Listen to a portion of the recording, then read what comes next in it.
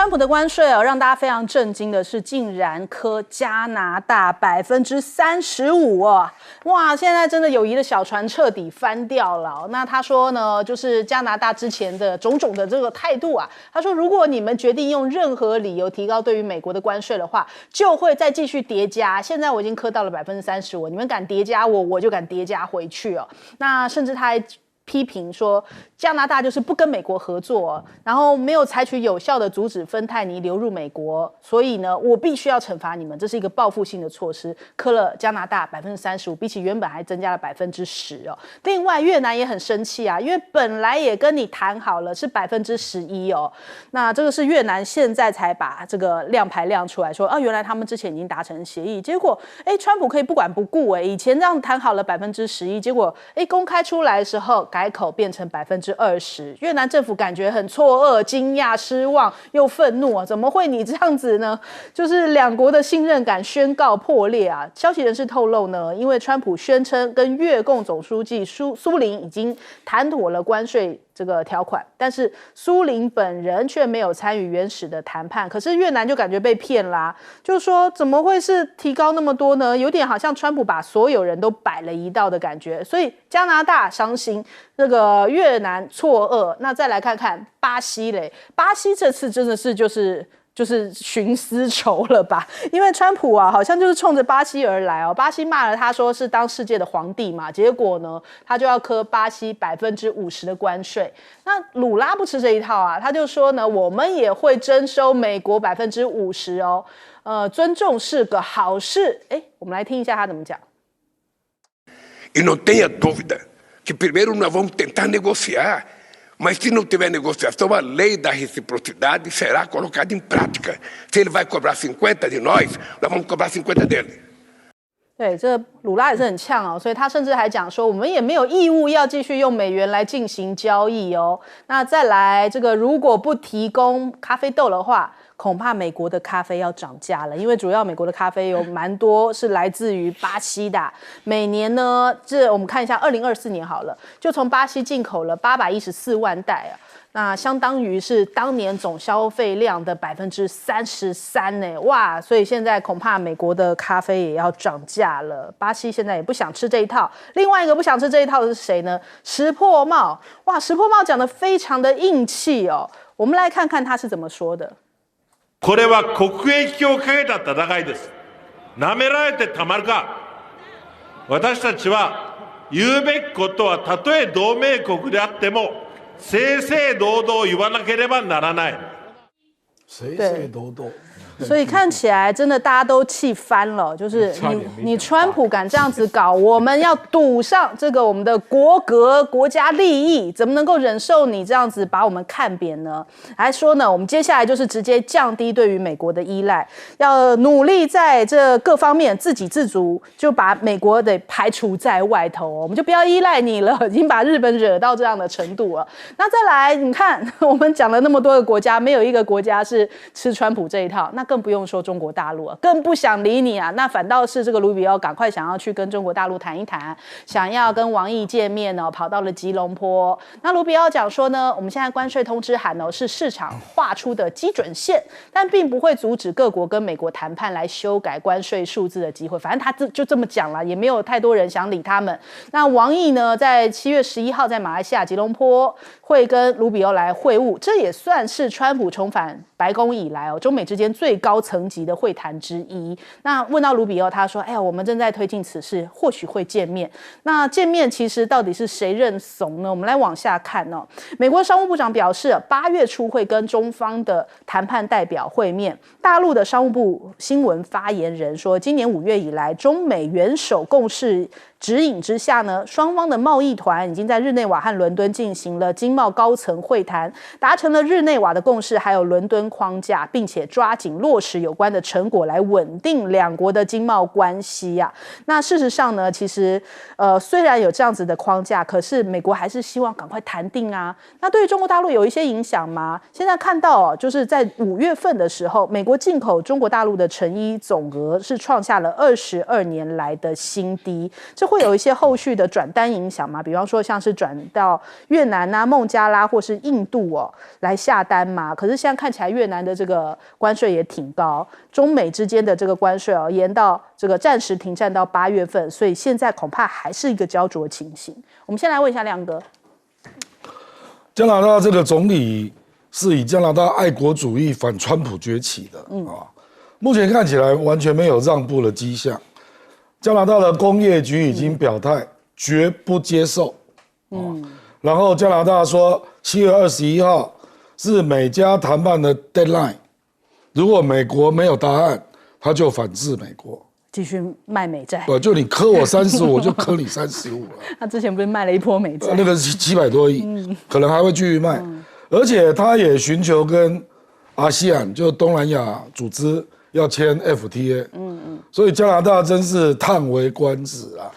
其实他是最没有筹码的，他72%出口都卖给美国，他还是不让，对，还是不让，硬气。那越南事实上到目前只有说跟美国谈了一个框架协议，他并没有说细节是什么，结果你现在被人家逮到了，你明明是11，你把人家吹牛成20。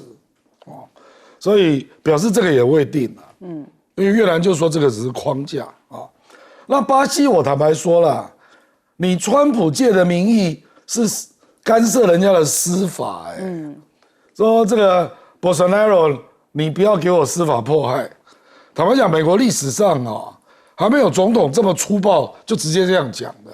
美国至少都会假借透过一些机构用人权议题来表达不同意见，川普这个是直接说你把他给我放了那我觉得他也还有第二个国家也是他也跟以色列施压说以色列你们不要用司法办纳坦尼亚胡，不知道他是谁那巴西鲁拉坦白说了，他大概是金砖国家最直接呛川普的人他就说本币交易干你屁事那我不要用美元来跟第三方国家交易，这干你屁事我又不是跟你做贸易，对，我是跟第三方国家，凭什么要用美元来让你赚手续费？他要用本币嘛，那即使用人民币，手续费也比你低那目前我估计他会反制50%啦。我跟你讲，美国跟巴西的贸易实际上是顺差，你知道。美国卖给巴西是494，巴西卖给美国是420，所以美国是顺差74亿而且这15年来都是顺差，所以我不知道川普是要干嘛到时候鲁拉就开始对你的美国企业反制关税那叫你回去跟你们的老板讲所以我认为这个鲁拉也不会让步了那日本至少到7月20号参议院选举之前不可能让步了，因为目前相差不大。那石破茂也是用爱国主义想要提高自己的支持率，所以我觉得不容易啦。加拿大、越南、巴西跟日本都卡住了。好，赖老师，其实川普还在等待你们来妥协达成协议因为它的生效日是8月1号嘛，所以他公布的并不是说我公布那一天我就生效了，还是在等，你来啊，你来啊，我已经给你这么高了，你来哦。那他现在其实内心里面害怕、担忧、空虚、心虚，为什么？因为他其实极端恐惧，如果没有一个国家来呢，就没有人理他呢，那就好像7月9号一样当时他也宣布，从4月2号宣布以后，后来4月9号改为7月9号，就是3个月内你来呀，你来呀。然后他就把4月2号的说，你看你们不来的话，就这么的严重结果呢，到了7月9号的时候，没有几个国家来那他一看，那怎么办？那你就直接宣布嘛。你如果真的那么有勇气，你就直接宣布7月9号就课征嘛。结果没有，不敢。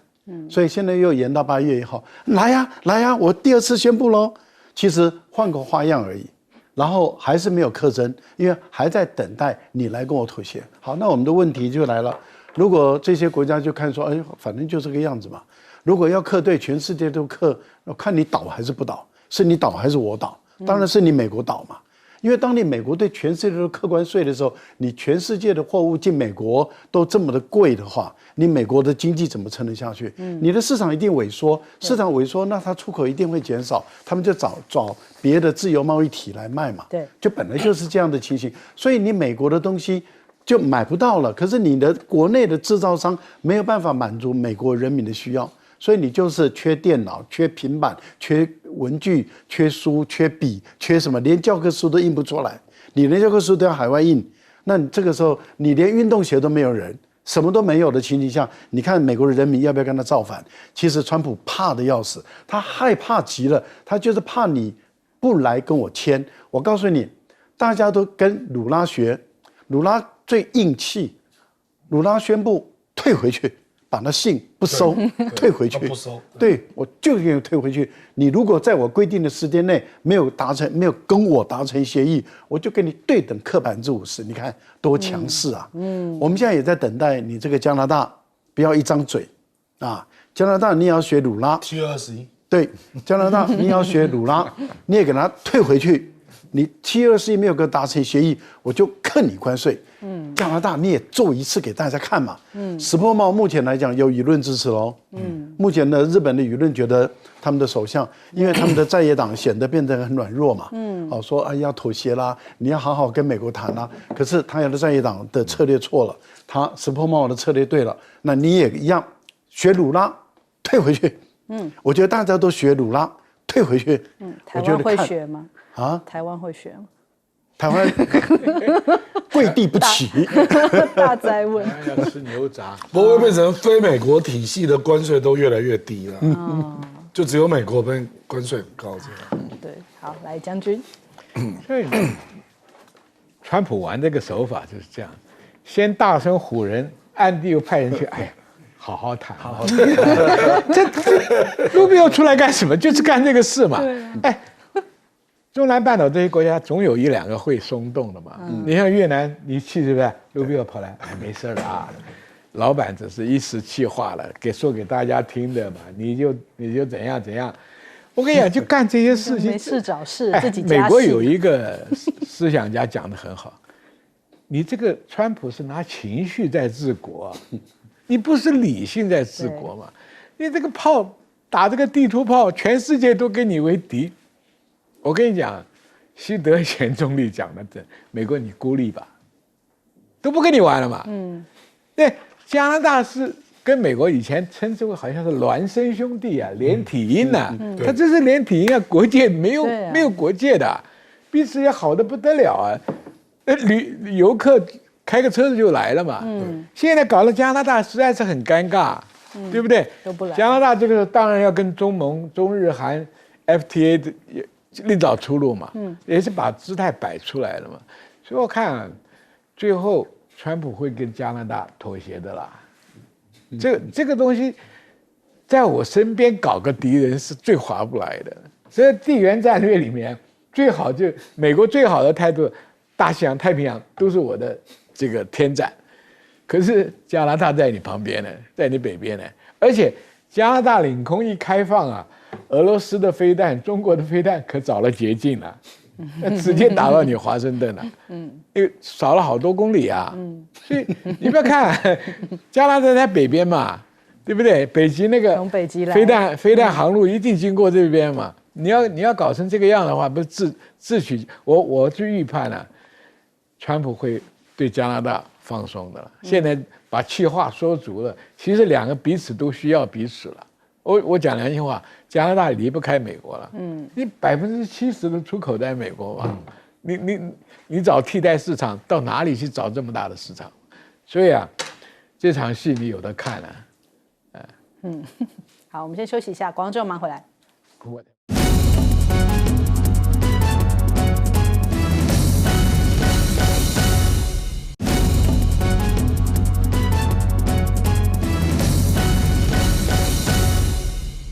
美国的企业家都知道，川普这个人得罪不得哦，特别是看到现在马斯克跟他这样互撕的这么严重啊。那当然，黄仁勋也懂嘛。黄仁勋现在要去到北京啊，所以先去白宫报道一下，所以让这个他跟川普这个同台的画面先释放出来。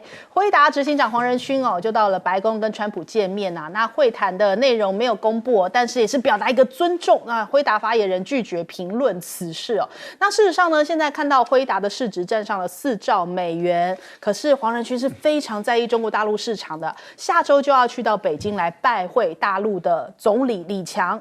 那他提到了，就是现在目前呢，这个是在下周3，主要有一个活动是中国国际供应链促进博览会，他想要去参加。那黄仁勋一直公开表示美企需要进入到全球最大的半导体市场，也就是中国。他自己频繁的访问中国大陆此次重返中国正是一个敏感的时刻。那他作为 AI 晶片的龙头企业，现在辉达就正陷在中美科技冲突之间。不过呢，他又要替大陆在打造一个特供版的这个新的 AI 晶片上次这个特供晶片被美国给喊卡了嘛，可是他这次当然要带上大礼来参加这个供应链促进博览会。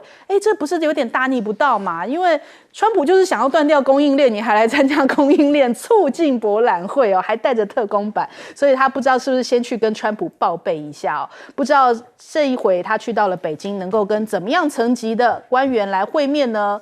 那现在目前中国商务部说暂无讯息可以提供但是中国大陆自己本身也是全力在冲 AI， 就连这个北京的中小学也要在这个9月份，就是下个学期开始，现在放暑假嘛，他们7月的时候就有宣布有新的这个 AI 课程纲要，那在9月份的时候就要开始进行了，就是很多的小朋友呢可能会在每个学年不少于8堂课的情况下来学 AI 通识课。你看他们的竞争力从小培养开始那更不用说他们现在这个 AI 的人才全世界其实大部分都是来自华人，就是中国大陆是占比非常高的这个 AI 人才库那好，我们来看一下中国大陆的晶片首富这个于仁荣，他有1200亿建大学教半导体那他其实是宁波市政府跟浙江省共同支持，国家重点扶持的新型研究型大学定点高起点小而精，聚焦 AI、集成电路还有智能制造、无人技术这些所有现在大陆最夯的科技他们都要在这个课程里面安排，所以他们现在是已经重点式的在培养这个 AI 领域的人才了。那小米的 AI 眼镜现在也是掀起了百镜大战，还记得过去我们讲到了这样子智能眼镜都是那个 Google Glass， 可是现在已经是翻篇啦，现在已经是中国大陆的时代了。不仅小米 AI 现在抢足了话语权之前是好像有一点讲到眼镜好像显得有点冷门，有些人讲说体验感也不好，可是现在中国大陆又把这个话语权拿到了自己手上，开始又进行了他们这个业界之内的这个卷战就大家开始比价格、比功能所以现在形成了一个百镜大战另外呢，华为的 AI 晶片也已经出海啦，在中东跟东南亚形成了这个新战场。那美国是不是要赶紧回防所以人家在讲说，看起来恐怕这个又是一场这个新的战争，就是 AI 晶片之战美国你去限制人家，结果现在反倒呢可能自己要先失掉市场了。另外看看这个太空站，同样也是川普现在又自废武功了吗？他说要砍掉2000多名的 NASA 员工那前 NASA 高层就在讲说你小心这个恐怕又要让中国大陆弯道超车，就像是电动车一样。中国大陆现在在太空领域也有这个弯道超车的这个态势，结果你在这个时候还把员工给废掉，要裁员。那还有很多的官员跟这些科学家联名就讲说你这样大幅削减 NASA 的预算未来整个太阳系都要拱手让给中国了。那中国大陆的 AI 算力已经卷上天了，现在目前在布局2800颗 AI 算力的卫星，组成了太空计算星座计划。今年的5月，首批12颗卫星已经发射成功了啦，也标志着呢首个太空计算卫星星座成功入轨，开启了全球的太空计算时代的新篇章。那是不是就等于像是电动车模式搬上了太空？美国的媒体在讲在中美的太空竞争当中已经发生了重大的转变，这是来自彭博社的报道哦。他们说现在 NASA 是一片混乱，但是看看中国大陆是稳步推进这个太空强国的计划。这个 NASA 还在想说局长是谁嘞？一下是马斯克的人，一下又不让马斯克当，一下空在那边，然后一下又要裁员。可是呢，这个其他国家都看在眼里，中国大陆不断在进步啊，没有因为你停下脚步来，他就停下来看看啊，他是继续往前走。所以英国的学者在高度赞扬中国发射太空计算卫星哦，认为这是太空复制电动车成功模式。那印度裔的美国学者呢，他则是在渲染说，哦，小心哦，这可能是太空间的军事对抗，也标志着中美太空竞争要出现重大的转变了。这个我们来问问亮哥。我觉得黄仁勋他不止市值破了4兆啊，他应该是中美双方都可以信任的科技大佬啦。这种人很罕见啊。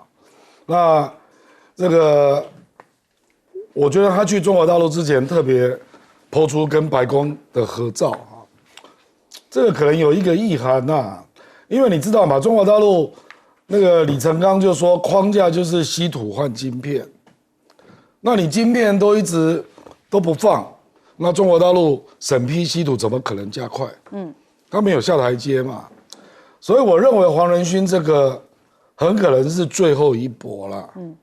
最后川普他的时间也差不多了，所以就是再去跟大陆好好商量，说我再做一个新规的晶片呐，那白宫那边说可以啊，那你们这边可不可以啊？那就是还是要争取能够卖大陆市场。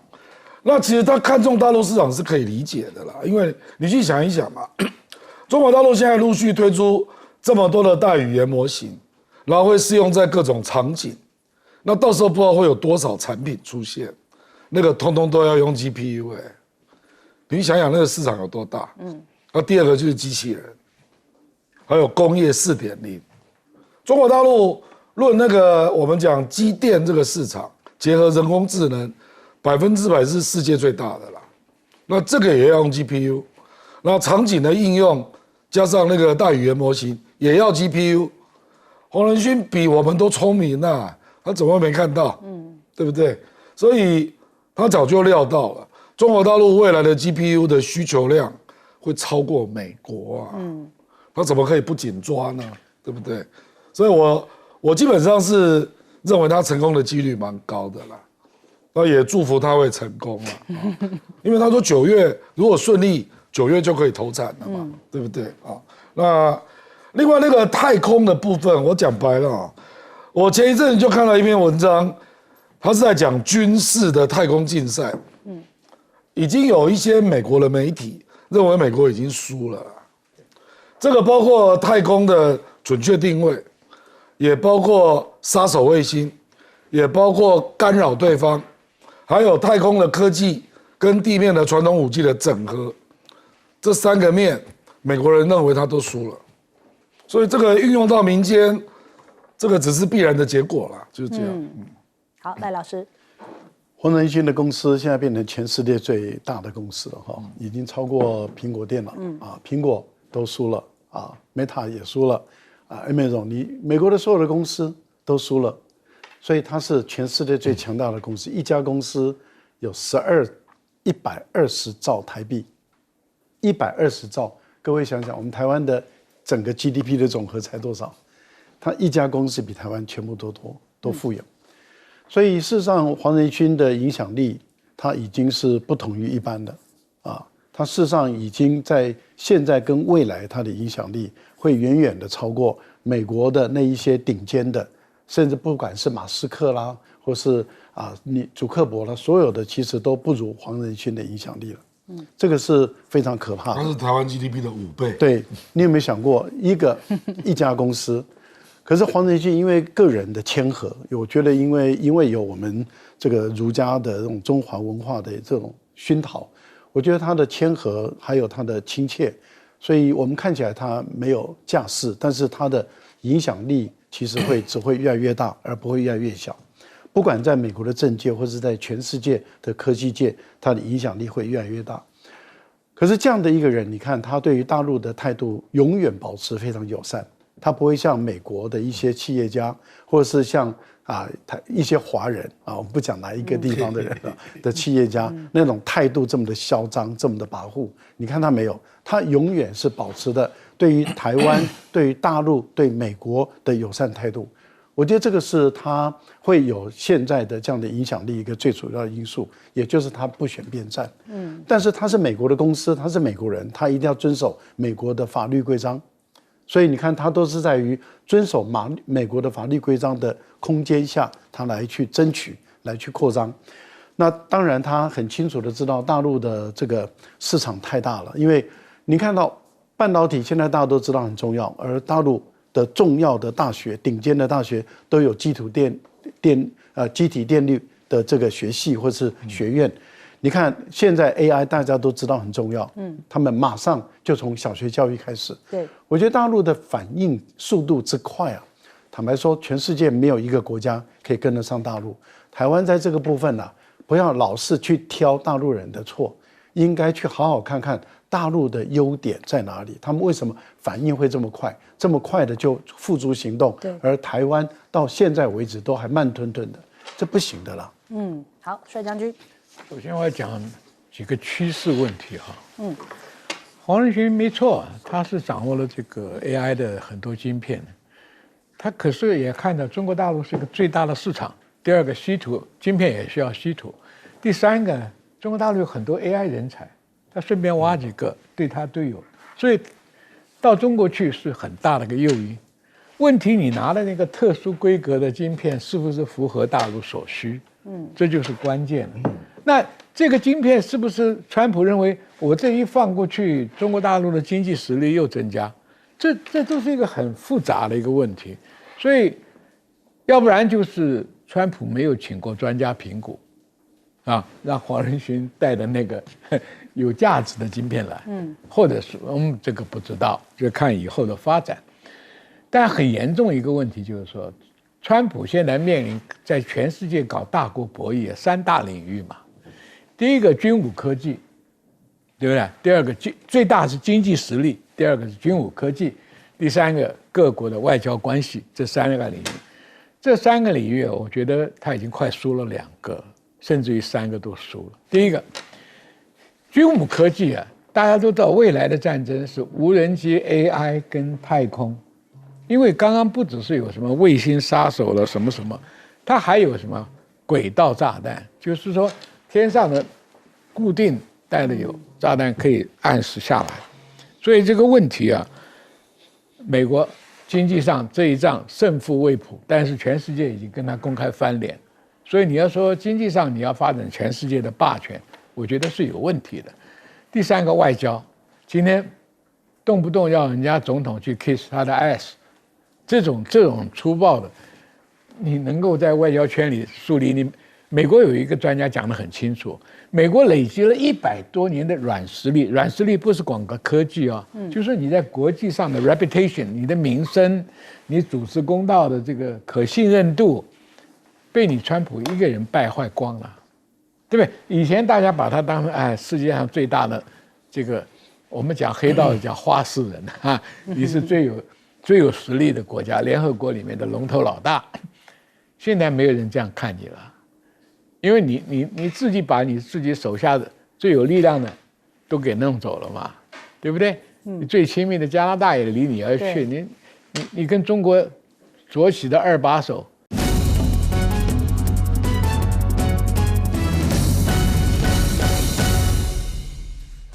欢迎收看《新闻大白话》，我是主持人翟轩，马上来欢迎一下这个阶段加入我们讨论来宾，退役中将帅化明。主持人好，各位观众大家好。耶鲁政治学博士郭正亮。大家平安。国际事务专家赖岳谦。主持人好，观众朋友大家好。好，来看一下，因为汉光的演习正在进行当中现在赖清德是不是靠着汉光要来塑造一下抗中的氛围呢？在第2天的时候呢，海巡加入了平战转换6版队的万里舰挂载着雄风飞弹进行演习那他们来讲说，中国大陆的海警船在金门的海域使用关闭 AIS， 就是船舶自动辨识系统的方式，以灰色地带的手段来来进行一些袭扰。那这个累计达了78次。10号下午的时候，又有4艘中国大陆的海警船以岸船的方式，从金门东西两侧的编队进入到我方的水域当中。那汉光演习的第3天呢，则是呢国军展开了协防央航的演练了啊，所以这次央航也加入了这个演练的这个等于说内容项目当中。那空军演练作战归来，也执行了这个热加油准备，还有征集物资、设置阻隔设备。赖清德的讲法，他说呢，全体国军正在进行年度最重要的汉光41号演习，今年特别采取的是叫做极限练兵的方式哦，也就是无剧本，以大规模实战化演练，让全体的国军弟兄能够发挥平时所学，以落实这个防卫固守。重层贺阻的军事战略的目标哦。那所以其实我们这一次看到真的，像我今天早上出门的时候，因为我家附近就有军营，就看到哇那个军车啊什么的，然后直接都开到路上。那不过，但是最近大家也听到说，这个军车开在路上也有一些跟旁边的车子擦撞的这些事情，所以真的好像全台都笼罩在这样一个军备跟演练的氛围当中，所以大家觉得特别有感。还有到连全联里头都开始进行了一些相关的演练嘛。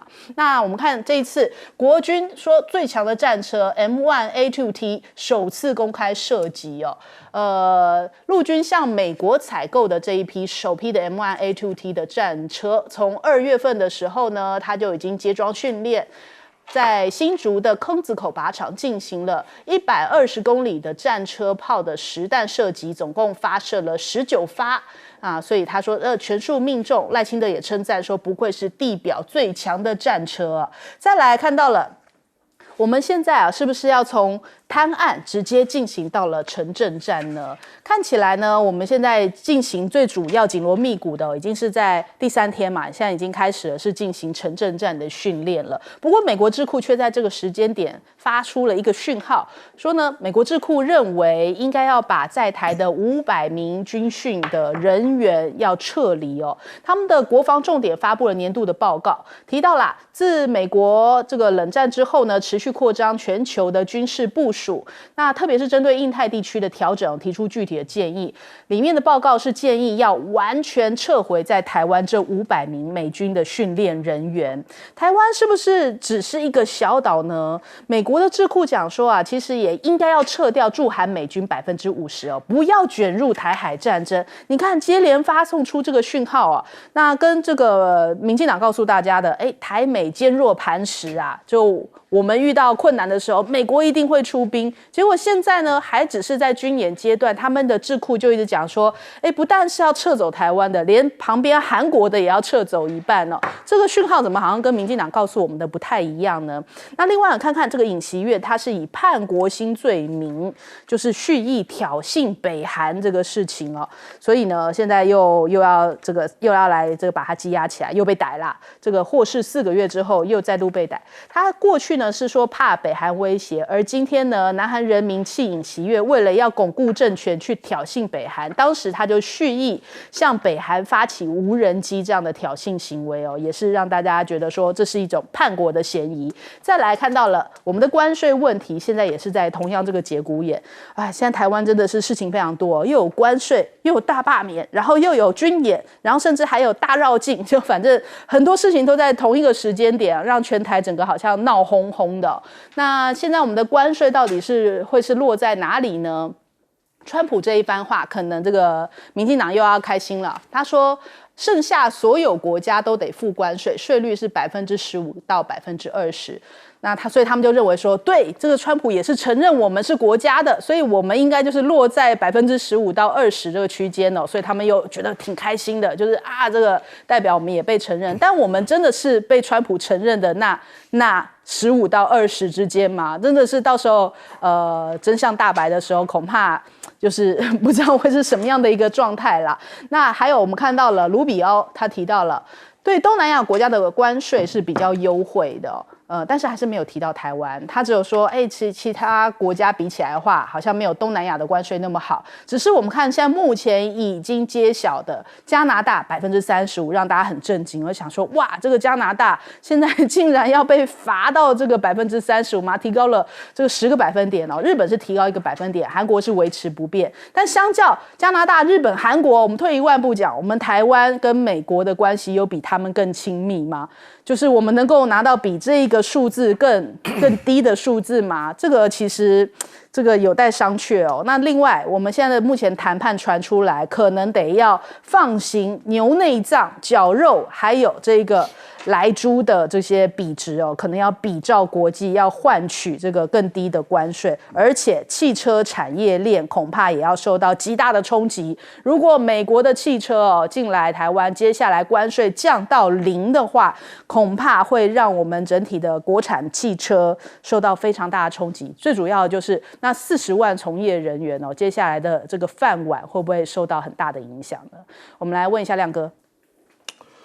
其实汉光演习，它这次主要是滩岸作战跟城镇战嘛。那你可以看到，海上作战、登陆作战已经不演了啦。这就意味着你前面那2个阶段，你已经守不住了嘛，不就这样暗示了吗？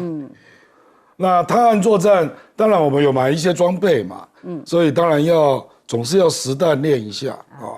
包括那个自走炮啦，M1A2T 的坦克啦，那我不知道海马式多管火箭会不会也射一下？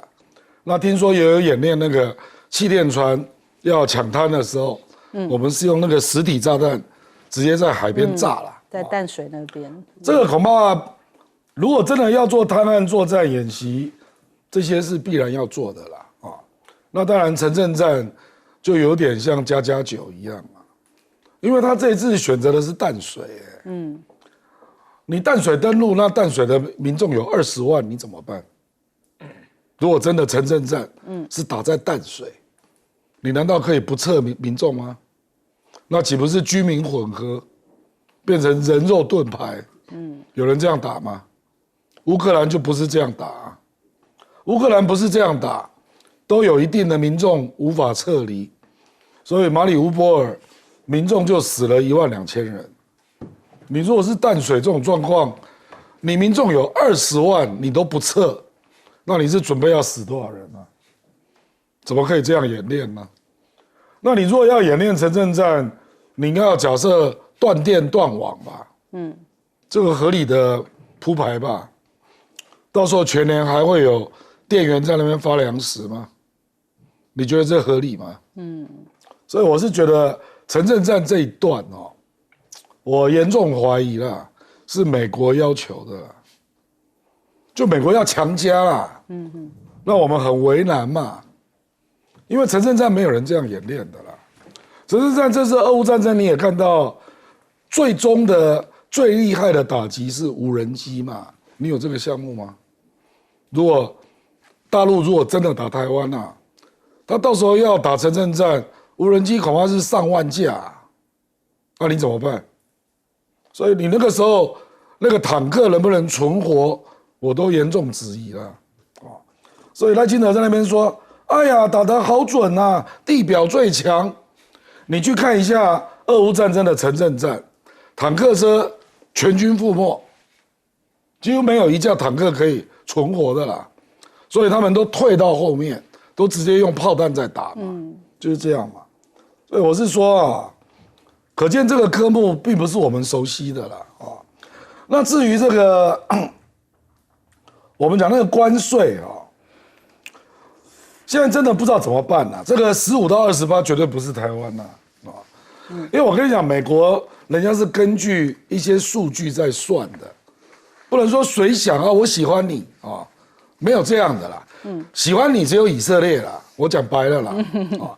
那台湾跟日本、韩国就是对比3种数据了，一个是你的贸易顺差多大，我们是739，日本690，韩国660，你比人家高第二，你跟美国进口多少金额了？日本是1400亿，韩国1300，我们才1100你进口的也比人家少。好，接下来就是你对美国投资的累计金额嘛。日本累计到今天7500亿美元啊，我们台湾了不起2000亿，好不好？韩国也超过你啊，所以你凭什么要更低的关税？所以我觉得我们台湾千万不要用自己的角度去幻想，你要从美国的角度，用国际比较的角度，你才会得到合理的数字。所以我们让了汇率还没有用，还不够。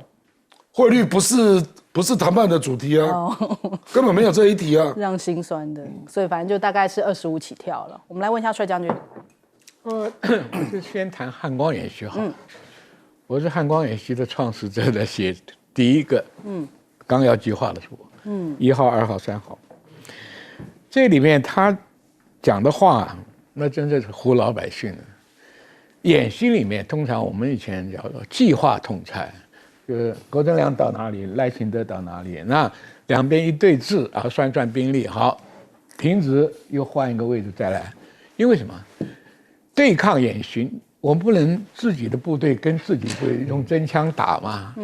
美国有过对抗演习，他是用 Miles 那个雷射在身上射感应器，打到郭正亮就要在美国的测验场啊。把鞋子脱了挂在脖子上，走几10公里到新兵在侦集站去报道，对兵是一个惩罚，就是说你动作不确实的话，你就会挨枪。没有这套设备啊，我们以前演习就发生过，我爱国，我拼死抵抗，我就是不退，那个演习怎么演得下去了？所以演习都有剧本的啦，你无剧本的时候，怎么裁判输赢？怎么裁判进退？所以这个讲得很好听。我们搞演习人深深知道，自由对抗是最难做到，而且要有很多现场的裁判官，再加上 Miles 的感光器，枪口上面要装一个雷射发射区的一个器，然后你卧倒的不确实，你被打中了，你死了嘛？那伤亡一计算，还有你战术用的是不是巧妙？那你搞这么大规模，第一个我是搞演习的，你有多少裁判？你有没有这种感光器让人家裁定伤亡？没有裁定伤亡，没有裁定进退，谁知道谁打得对，谁打得错呢？所以这个东西啊，真的唬老百姓啊，就不错，加强演习时间我是赞成的，你演习科目会增加，但是有演习科目就有剧本，就有导演，就有裁判，要不然把部队拉在那里晃来晃去干什么？没有意义嘛。第二个，他很多措施，比如说拿600吨的万里舰挂雄风飞弹，600吨的船呢，在风力几级就不能出去了，因为海浪的问题了。风平浪静的时候，600吨级的可以执行任务，你再挂上雄风飞弹是蛮重的东西啊。一个600吨级的加上雄风飞弹，在海浪的威胁下，你可能发挥不了多大的作用，使用的时机只有限定在某一个时间。第二个讲什么热机加油，热机加油是天上巡逻的飞机没有油了下来加油再上去，问题他没有提到关键的问题，你跑道还存在吗？跑道不存在，你哪来的加油行为？你连起飞的行为都没有，所以这些科目啊，我讲老实话是玩虚的了。我赞成汉光也要加强，那你要找些比较可行的方式来做嘛。淡水海防在河口装炸药，那是鬼扯了。谁去拉发那个炸弹呢？快艇速度很快，你只有在巴黎大桥上设钢席，它就进不来了嘛。很简单的是，我叫了十几20年了，就不听了，就是不舍得下资本嘛。你的钢席一落下来，因为从河口到巴黎桥还有一段距离，有足够的时间，那个钢席自动坠落嘛。旁边配几门快炮，用雷达导引的快炮，什么船你都是百发百中嘛。所以真正的事情不去做。第三个 M1 的确是全世界最强的坦克车，但是在俄乌战争里面看到 M1 坦克车也有那个内燃机的排气孔啊，比我这个桌子还大，那个是薄薄的那个百叶霜啊，那个无人机是垂直往下炸，你再强的坦克车里面的弹药自动熏爆啊。我就一直在呼吁，我们的坦克车不管是老的、新的、旧的，上面都要架棚子啊。俄乌战场上你看到所有的坦克车都架棚嘛。对。你是表演火力射击，那种是打靶嘛。第三个，你这个大演习里面啊，炮兵也要射击，战车也要射击，你都是对海嘛，你不是对抗嘛。所以这个问题哈，我只有3个字：唬老百姓了。所以做点扎实的工作吧，汉光花了这么多时间，让我们部队真的有点训练嘛。裁判在哪里？统裁部在哪里？计划统裁还是自由对抗的无计划统裁？连这个都不敢说清楚。你问我今天当过陆军的这个重要的将领也好，一般的中上校都知道这个问题了。好，赖老师。我觉得赖清德要演练台湾的城镇作战啊，我觉得他有责任，也有义务，他必须要告诉台湾的民众、广大的民众，还有要告诉相关的国家啊，他打算采用的是乌克兰的政府泽连斯基的城镇战的打法，还是他要采用的是哈马斯在这个加沙地区的城镇战的打法？我觉得他必须要很清楚、很明白的告诉台湾的民众，因为如果是采用乌克兰的这种打法，那我们看到乌克兰的政府在跟俄军交战的时候，他们就会把这个民众往后撤、疏离那疏离的时候，再由军队进来接管这个城市或者是这个乡镇，所以我们看到这个俄乌的战争中，那打得很慢，就是因为打的是城镇战，可是民众是被撤离的，而且是有计划的撤离。那你要演练城镇战，如果你要学习是乌克兰政府的这种打法，你就必须要先学习试看看，把台湾台北市200多万人口，含新北市的这个300-400万人口，总共500多万人口。因为假设你今天的战区是先发生在北部战区，那就是台北跟新北这个北部战区，也可能包括基隆在里面。那你就必须要在这个时间把这个600-700万的人口，你要输送到哪里去？你要花多少时间输送？我觉得你这个必须要告诉我们嘛，你如何输送？输送到哪里？怎么安置他们？他们安置在哪里？住在哪里？吃在哪里？几百万的人离开了台北市、新北市跟基隆市，往南部走的时候，往台中、往高雄这个地方走的时候，你怎么去要地方政府去接纳这些人？你要告诉大家吗？完全讲错了，他就不希望你撤离，你做困兽之斗。所以很明显的，赖清德是要采用哈马斯的打法。那也就是都全民皆兵一起下来打。赖清德，你就告诉大家嘛，你就是另外一个哈马斯嘛，你就是一个哈马斯，你要用加沙地区的几上百万的人被以色列这样轰炸嘛，所以才会有老弱妇孺一口气就一死就是4-5万人嘛。那也就是说，你赖清德，你就是打算让台北人、新北人、基隆人在第一次交战的时候困守在自己住的地方，然后被这样子轰炸，然后死了几十万人，你就把你的儿子、女儿还有孙子先叫回来嘛。你那么喜欢打仗，就把你的儿子、孙子叫回来，在台湾嘛。